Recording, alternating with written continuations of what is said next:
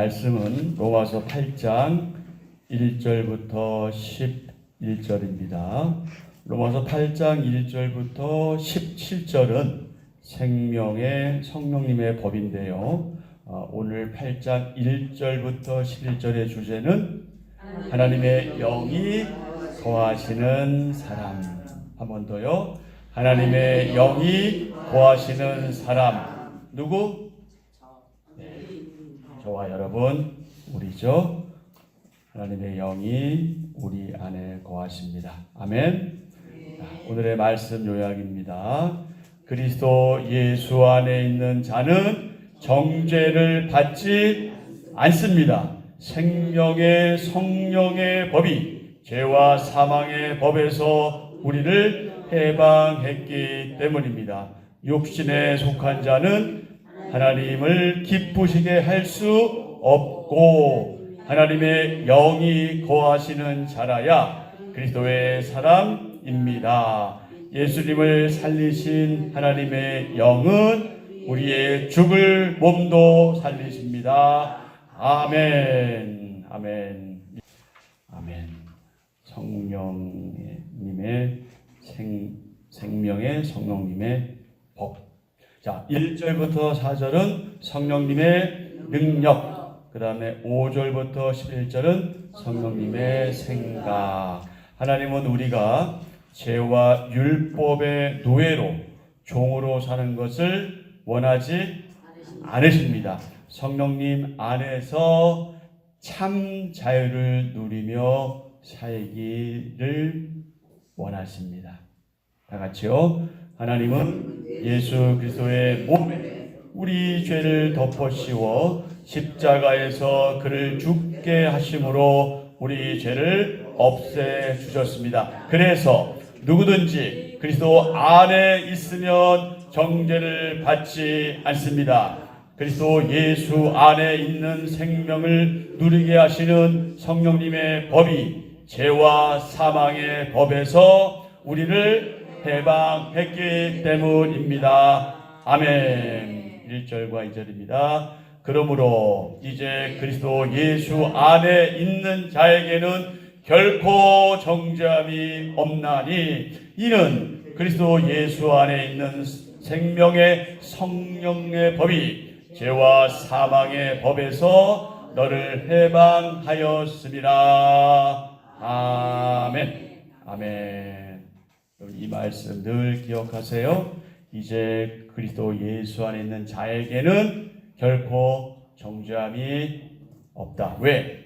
예수님 안에 있는 생명의 성령님의 법이 죄와 사망의 법에서 우리를 해방하였기 때문이다. 아멘. 여기서 정죄라고 하는 것은요, 법률적인 용어입니다. 법률적인 용어인데요, 공식적인 유죄 판결, 공식적인 유죄 판결, 그리고 유죄 판결에 따른 형벌, 이것이 이제 정죄입니다.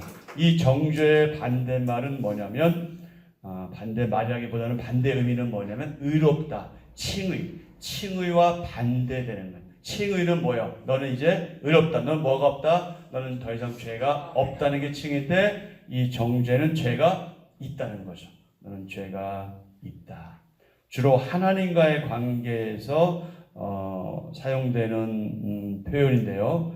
이제 정죄 이유가 성경에 보면은 뭐 많이 있지만 중요한 거 4가지가 있습니다. 첫 번째는 하나님 앞에서 범죄하는 것이 이제 정죄입니다.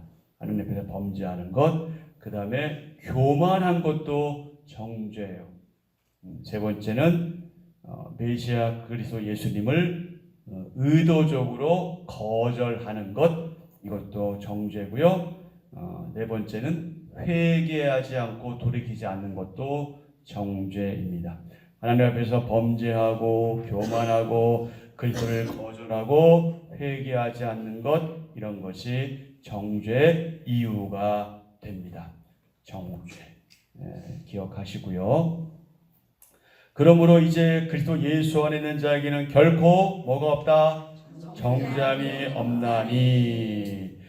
예수님 안에 있는 자에게는요, 정죄와 처벌이 이제 정지되었어요. 원래는 어때요? 원래는 형벌받고 처벌을 받아야 되는데 이게 정지된 거예요.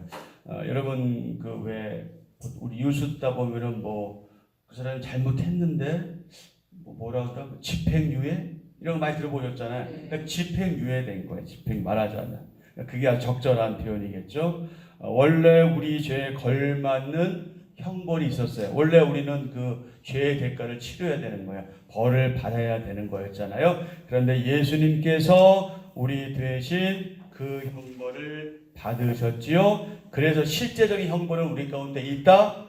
없다. 우리 가운데 없는 거예요. 왜? 예수님께서 다 이미 받으셨기 때문에.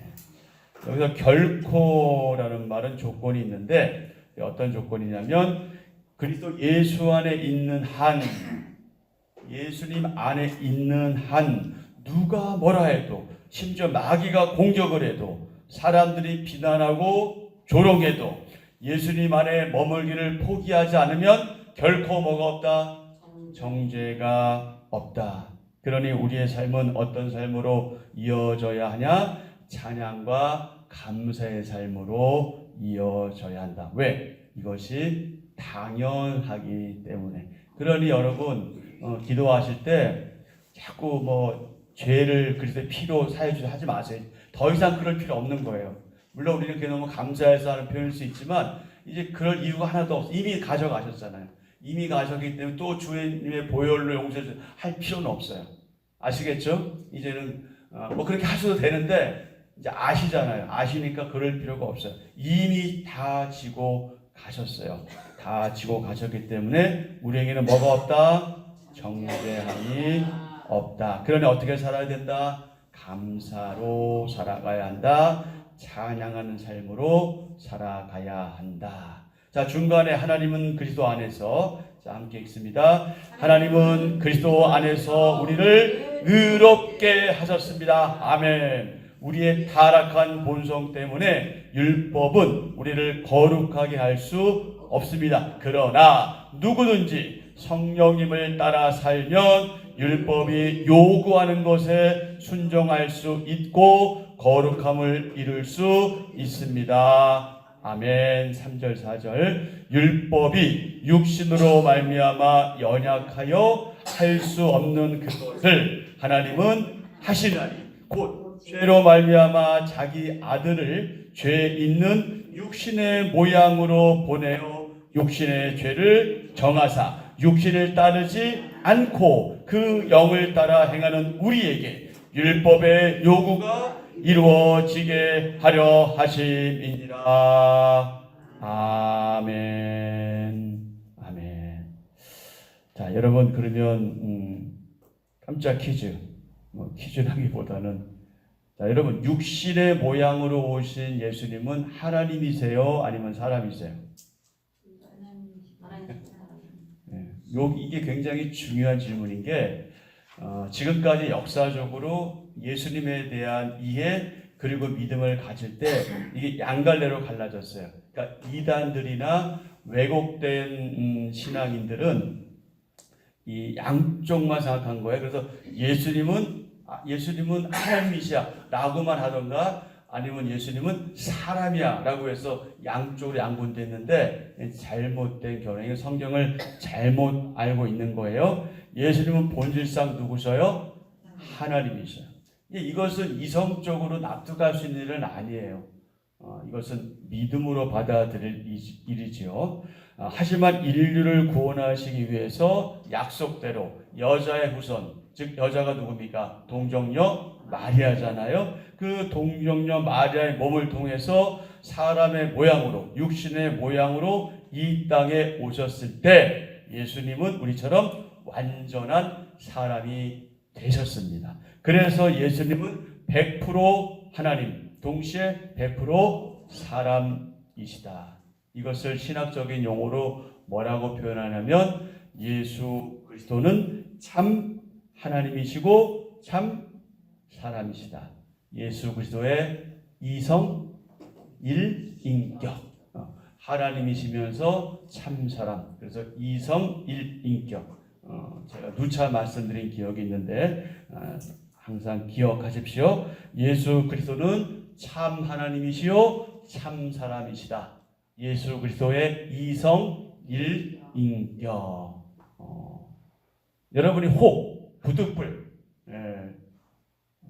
교회를 떠나게 됐을 때, 그래서 교회를 선택할 때 여러분이 몸담고 싶은 그 교회 공동체가 이것에 대한 믿음이 없다면 거기는 가지 마셔야 돼요.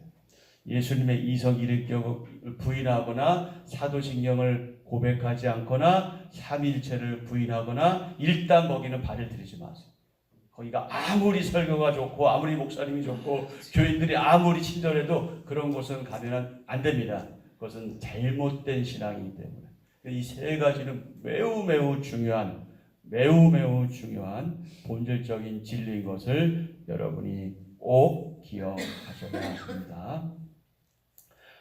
나는 어떤 일로 정죄감에 시달렸으며, 우리는 지금까지 어떤 일로 정죄감에 시달렸으며 그런 내게 복음은 뭐라고 선언하나요? 우리가 분명하게 말씀 주셨잖아요.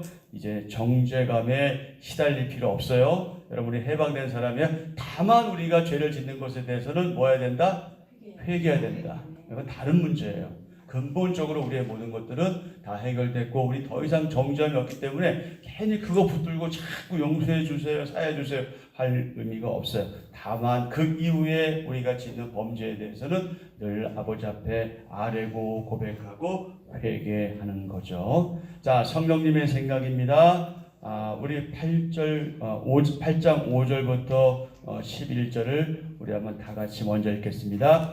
육신을 따르는 자는 육신의 일을, 영을 따르는 자는 영의 일을 생각하나니 육신의 생각은 사망이요 영의 생각은 생명과 평안이니라. 육신의 생각은 하나님과 원수가 되나니 이는 하나님의 법에 굴복하지 아니할 뿐 아니라 할 수도 없습니다. 육신에 있는 자들은 하나님을 기쁘시게 할 수 없느니라. 만일 너희 속에 하나님의 영이 거하시면 너희가 육신에 있지 아니하고 영에 있나니 누구든지 그리스도의 영이 없으면 그리스도의 사람이 아니라. 또 그리스도께서 너희 안에 계시면 몸은 죄로 말미암아 죽은 것이나 영은 의로 말미암아 살아 있는 것이니라. 예수를 죽은 자 가운데서 살리신 이의 영이 너희 안에 거하시면 그리스도 예수를 죽은 자 가운데서 살리신 이가 너희 안에 거하시는 그의 영으로 말미암아 너희 죽을 몸도 살리시리라. 아멘. 아멘. 여러분, 성령님이 거주하고 있는, 즉 우리 안에 계시죠. 성령님이 내주라고도 표현하는데, 자, 성령님께서 우리 안에 계시는데 죄를 지을 수 있을까요? 없을까요? 그런데 왜 매번 기도할 때마다 그 죄에 대해서 구해요? 세상 밖에 나가서는 서로 싸우고 막 다투니까. 네. 그것도 죄 아니에요? 죄 아니에요? 자, 우리 안에 성령님이 계셔도 우리는 죄를 지을 수가 있어요, 없어요? 죄를 지을 수 있어요. 우리는 죄를 지을 수밖에 없는 그런 존재예요. 하지만 성령님에 의해 인도를 받을 때는 범죄하지 않아요. 그러니까 우리가 죄를 짓는다고 하는 것은 그건 뭐 생각부터 그렇게 시작되는 건데, 그때는 우리가 하나님의 인도를 받지 못하는 거라고 볼 수 있는 거예요. 그러니까 우리가 우리 안에 주님이 계시다고 해서 그 자체가 우리를 죄를 짓게 하지 않는 건 아니라는 얘기예요. 그분의 인도하시면 우리가 뭐 해야 되는 거예요? 의지적으로 순종해야 되는 거예요. 근데 우리가 불순종할 때 우리는 뭐를 짓게 되는 거예요? 범죄하게 되는 거예요. 먼저 뭐부터 시작하는지 아세요? 항상 우리 생각부터 하게 돼요.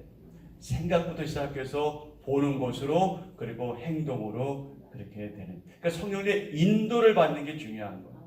당연히 우리 안에 성령님이 계시는데 그것을 전제로 하되 그분의 인도하심을 따르는데, 우리가 가만히 있다고 하나님 우리를 인도하시는 거 아니라는 거예요. 그럼 우리를 오버트지. 그럼 얼마나 좋아. 야, 너 죄 안 짓게 할게. 하면 우리 너무 좋잖아. 근데 그게 아니란 말이에요. 우리가 죄를 안 짓기 위해서는 우리가 주님 안에서 부단히 애쓰고 노력해야 돼요. 그때 우리가 순종하면서 인도를 받을 그때는 우리가 범죄하지 않아요. 그런데 자칫 그것을 놓칠 때 우린 죄에 노출돼 있잖아요.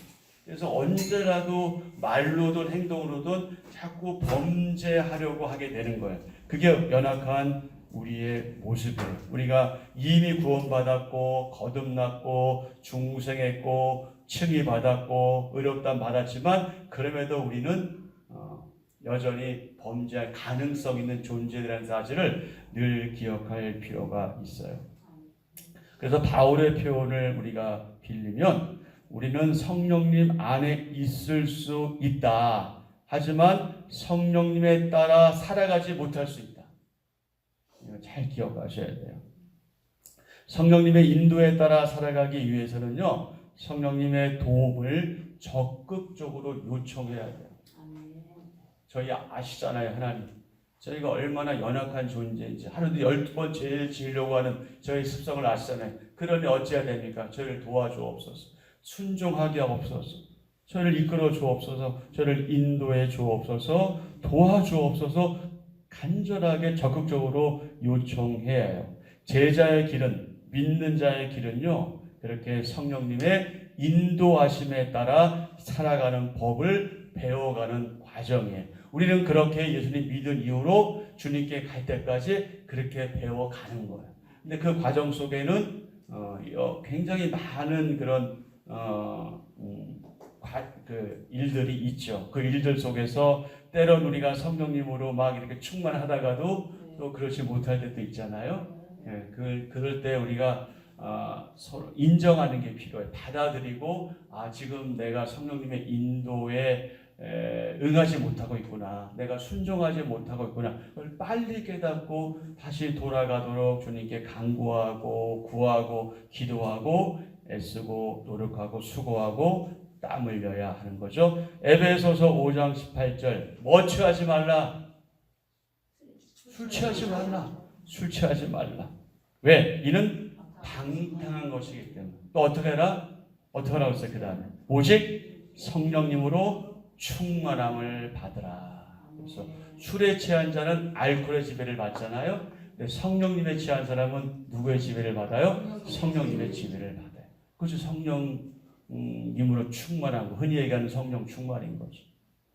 성령 충만해야 우리가 감사하고 정말 기뻐하고 말 그대로 우리가 좀 뭔가 세상 살아가면서 손해보고 억울하고 그래도 감사와 기쁨으로 살아갈 수 있는 근거가 바로 거기에 있는 거죠. 자, 바울은 육신의 일과 영의 일, 육신의 생각과 영의 생각을 대조하죠. 여러분, 우물이 더러우면 아무리 애써도 깨끗한 물을 얻을 수 없듯 생각이 더러우면 거룩한 삶은 불가능합니다. 그래서 생각이 중요한 거예요. 여러분, 우리가 사람을 해코지 않아도 우리 생각으로 얼마나 많이 해코지 합니까? 그렇지 않아요? 네. 그러니까 생각이 너무 중요한 거예요. 보는 게 중요한 거고요. 자, 거룩한 삶은 뭐에서 비롯된다? 거룩한 생각에서 비롯된다. 우리 안에 거하시는 성령님은 우리의 생각을 혁명적으로 변화시킵니다. 다 같이요.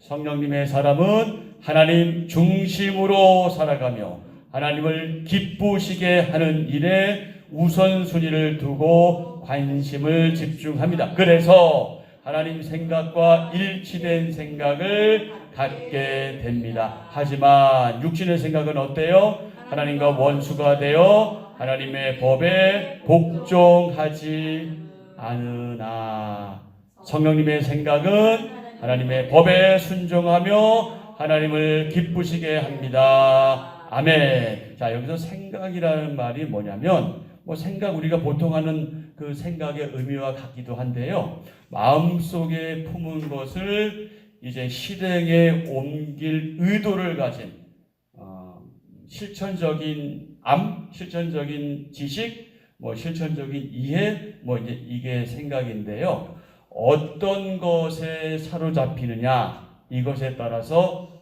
달라집니다. 내 생각이 무엇에 어떤 것에 기준을 두고 있고 기초를 두고 있고 또 사로잡힌에 따라서 결과는 달라진다. 그래서 육신의 생각은 육신의 정욕, 죄악된 마음에 지배당하게 되고 결국은 사망에 이르게 하는 거예요. 여기서 죽음은 무엇입니까? 하나님과의 관계가 완전히 단절되는 거죠. 그러니까 여러분 우리가 물리적으로 죽는 것 그거는 이미 정해져 있잖아요. 근데 그것보다 더 무서운 게 뭐냐면 우리가 살아가면서 죽는 거예요. 우리가 살아있으나 죽은 거예요. 그게 뭐냐면 하나님과 분리되어 있다. 하나님을 믿는다고 하면서 우리가 예배당에 나오고 신앙생활 하고 있으면서도 죽은 경우가 있어요. 이게 무서운 경우라는 거예요. 영이 죽었다는. 정말 무서운 일이죠. 네. 그래서 교회는 가라지가 있고 알곡이 있다는 거예요. 그러나 우리는 모두 다 알곡으로 인정하고 가는 거죠. 우리가 누구간데 너는 가라지야 이럴 수 있어요.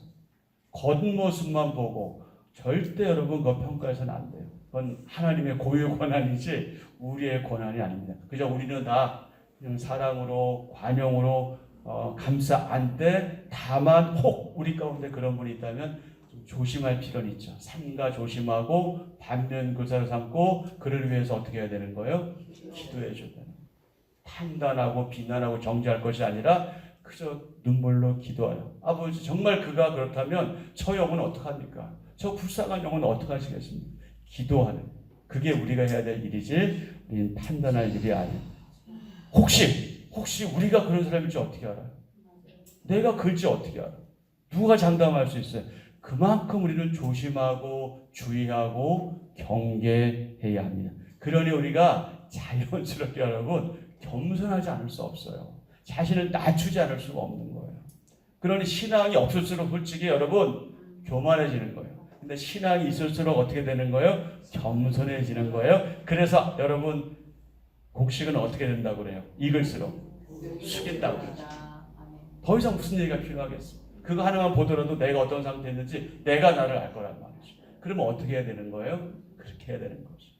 겸손하게, 정말 겸비하게, 지체를 생각하면서 그를 생각하면서 정말 말 한마디 하더라도 좀 더 온유하고 부드럽게 하고 그런 연습을 자꾸 우리가 하셔야 되는 거예요. 여러분 우리가 다 불완전한 사람인데 내가 그렇게 상대방의 거친 말을 한다면 상대방은 나한테 조언하겠어요? 원리가 그렇지 않잖아요. 우리가 서로 주의하면서 조심하면서 부드럽고 온유하게 그러나 정확하게 말하는 게 필요하지. 그게 우리 가운데 연습이 돼야 돼요. 계속해서 우리는 주님 오실 때까지 연습해 나가는 거예요. 그러니까 누가 잘했다 못했다 이건 중요하지 않아요. 우리가 그렇게 애쓰고 노력하고 수고할 때 하나님 더욱더 우리에게 은혜를 더하셔서 이 하나님의 공동체가 신앙 공동체가 정말 그렇게 만나면 보고 싶고 또 헤어질 땐 또 싫고 또 보고 싶고 이제 그런 기대감들이 우리 가운데 들면서 그렇게 함께 협력하여 선을 이뤄가면 우리 살만 나는 거거든. 우리 세상 살아가기 얼마나 힘들어요, 솔직히. 우리 이런 세상 만날 줄 생각했어요. 더한 세상이 올 거예요. 그럴 때 우리가 견딜 수 있는 힘은 뭐냐면 믿음의 공동체밖에 없습니다.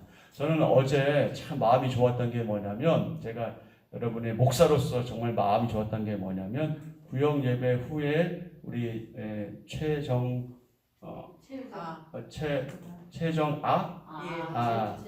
운영하는 가게에 갔어요. 왜 갔겠어요? 다른 데 가서 먹을 수도 있잖아. 왜 간 거예요? 좀 어려우니 우리라도 가서 좀 말을 팔아주자. 힘이 되자. 그거잖아요. 그래서 가서 8분이 갔는데 너무 마음이 제가 좋은 거예요. 야, 이게 정말 공동체가 가야 될 일 아닌가. 누군가가 어려울 때 같이 함께 가서 팔아주고 그리고 또 위로하고 격려하고 그러면 또 살만 나는 거 아니에요. 그런 모습이 이 교회의 아름다운 모습인 거죠. 그래서 어제 음식이 훨씬 더 맛있었더라고요. 네, 그런 삶이 우리 가운데 있으면 교회 생활 진짜 할 만한 거죠. 영의 생각은 하나님과의 관계를 회복하게 하고요. 성령님의 지배를 받게 해서 우리 가운데 생명과 평안 얻게 합니다. 자, 그리스도 안에 있는 성도는 다 같이요. 그리스도 안에 있는 성도는 내주하시는 성령님을 따라 거룩한 삶으로 하나님을 기쁘시게 합니다. 아멘. 하나님을 기쁘시게 하는 삶을 살기 위해 내게 필요한 것은 무엇인가요? 자, 9절에 보면은 그리스도의 영이 나오죠. 성령님을 말합니다. 성령님은 하나님의 영인 동시에 그리스도의 영이세요.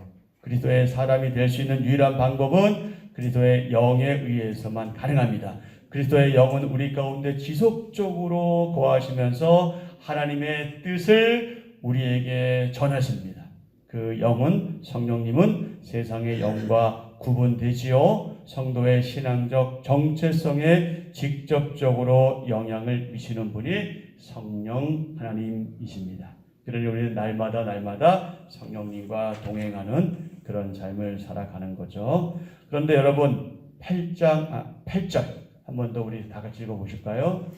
육신에 있는 자들은 하나님을 기쁘시게 할 수 없느니라. 그래서 부정적인 표현이지만 여러분 기억하셔야 돼요. 우리가 육신에 있는지 영에 있는지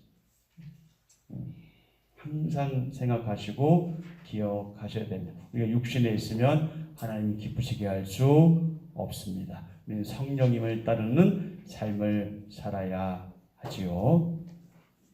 하나님의 은혜로 받은 생명과 평안을 온전히 누리려면 육신의 소욕을 버리고 성령님의 인도하심을 따라 살아야 합니다. 그런 삶을 하나님께서 기뻐하시고 비로소 우리는 하나님께 영광 돌리게 되는 거죠. 자, 마지막으로 갈라디아서 5장 16절부터 18절 말씀을 제가 읽어드릴게요. 내가 이르노니 너희는 성령을 따라 행하라. 그리하면 육체의 욕심을 이루지 아니하리라. 육체의 소욕은 성령을 거스리고 성령은 육체를 거스르나니 이 둘이 서로 대적하므로 너희가 원하는 것을 하지 못하게 하려 함이니라. 너희가 만일 성령의 인도하시는 바가 되면 율법 아래에 있지 아니하리라. 아멘. 아멘. 자, 한절 묵상 옆에 보면은 아더 핑크란 분이 이런 얘기를 했어요. 오만하고 냉담한 마음의 벽이 우리로 하여금 주님께 나아가지 못하도록 막는다. 오만하고 냉담한 마음의 벽이 우리로 하여금 주님께 나아가지 못하도록 막는다. 한절 묵상입니다. 때로 감당하기 어려운 두려움과 고통이 우리를 덮칩니다. 무너진 마음과 육체의 고통으로 소망을 잃기도 합니다. 그러나 예수님을 부활하게 하신 하나님의 영이 우리 안에 계십니다. 하나님은 그 영으로 우리도 살리신다고 약속하십니다. 예수님의 부활이 우리의 소망이요, 우리 안에 계시는 성령님이 우리의 능력입니다. 죄와 사망을 영원히 멸하시는 능력의 하나님은 우리의 고통과 슬픔을 외면하지 않으십니다. 성령님의 능력과 사랑으로 우리를 다시 일으키십니다. 아멘. 아멘. 오늘의 기도 함께합니다. 하나님, 그리스도 예수 안에 있는 제게 결코 정잠이 없다는 선언에 다시금 감격합니다. 더럽고 추한 것을 줬던 옛사람의 삶을 떠나 성령님의 이끄심 따라 하나님을 기쁘시게 하는 삶으로 나아가게 하소서. 생명으로 인도하시는 성령님의 음성에 집중하며 거룩한 길을 가게 하소서. 예수님의 이름으로 기도합니다. 아멘. 아멘. 네, 오늘은 한빛 모닝이 옆에서 있습니다. 여러분 기도하시는 대로 자연스럽게 가셔서 한비 모닝 시간을 가지면 되겠고요. 우리가 함께 기도할 기도 제목은 늘 같은데 주신 말씀 기억하면서 기도하시고요. 우리 교회를 위해서 기도하시되 우리 한비전원교회가 본질적 사명을 잘 감당할 수 있기를 위해서 또 환우들을 위해서 다음 세대 위해서 또 신약 일도학교 위해서 기도하시고요. 교단 찬양 발표가 이제 드디어 내일인가요? 내일이죠. 우리 하나님 찬양하는 일에 더욱더 힘쓰면 좋겠고요. 그리고 저는 개인적인 욕심이 이제 우리 한빛의 저력을 좀 우리 교단에 좀 나타내면 좋겠다. 우리 한빛의 위상을 한번 좀 드러내보자. 한빛이 중요한 건 아니지만 어쨌든 이제 우리 교회가 오래간만에 또 이제 교단 행사에 가는 거니까 와서 우리 교회가 하나님 보시기에 더 이뻐 보였으면 좋겠어요. 그런 욕심이 있습니다. 그리고 총회가 월요일과 화요일에 있습니다. 저하고 이성호 장로님 총회에 참석합니다. 우리 교단을 위해서 여러분 기도해 주시고요. 나라 위해서 기도하시고 각자 강구하고 가시면 되겠는데 이거 기도하려면 1시간 더 넘으니까 꼭 여기서만 기도하실 건 없어요. 그죠? 이 기도 제목 늘 기도하시고 여기서 다 하지 못하더라도 돌아가셔서 또 걸어가시면서 항상 기도할 수 있으니까 이 제목으로 기도하시면 좋겠고요. 자연스럽게 모닝 시간 가지면 되겠습니다.